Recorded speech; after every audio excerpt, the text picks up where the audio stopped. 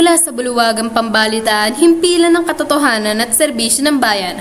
Kalamba Express, boses para sa bayan. Ako si Pini Aya. Matinding suliranin sa edukasyon sa Pilipinas ay isang malaking hamon na kailangang bigyan ng agarang solusyon. Ang pagbagsak ng kalidad ng edukasyon ay isang indikasyon ng malalang problema sa pagbasa at pagsulat.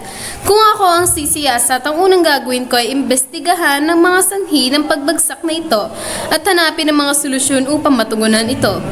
Kung ako ang tatanungin, ang aral program ay isang magandang simula upang matulungan ang mga mag-aaral na hindi marunong magbasa.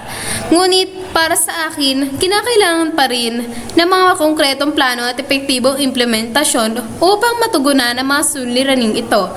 Ang pagtaas ng pondo sa edukasyon na hindi kumulang 1.55 trillion pesos ay hindi maikakailang positibong hakbang, ngunit kinakailangan pa rin ng programa at proyekto na direktang nakatutok sa pagpapabuti ng kalidad ng edukasyon.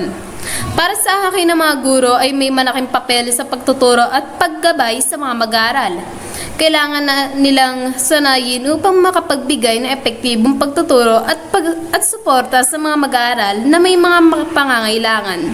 Isa sa mga paaralan tulad ng Kalamba Bayside Integrated School or CBIS ay marapat bigyan ng suporta at mga kinakailangang gagamitan upang matulungan ang mga mag-aaral na hindi marunong magbasa.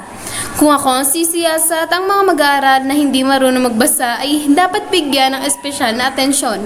Kailangan nila matulungan upang makapag-aral ng maayos at makapagpatuloy sa kanilang pag-aaral. Ang mga magulang at guro ay marapat lamang magtulungan.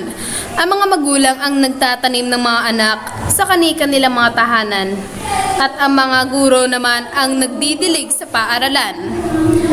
Pag-abandona sa edukasyon ay isang kalapastanganan. Para sa akin, ang pagtatrato sa edukasyon bilang isang pribilehiyo imbes na isang karapatan ay isang kalapastanganan sa mga Pilipino. Ito ay isang hindi makatarungan na ang mga mag-aaral na nagtataguyod ng ating bansa sa hinaharap ay hindi nabibigyan ng sapat na suporta at mapagkukunan ng kaalaman upang makamit ang kanilang mga pangarap. Muli, ito ang Kalamba Express, naghahatid ng sariwang balita.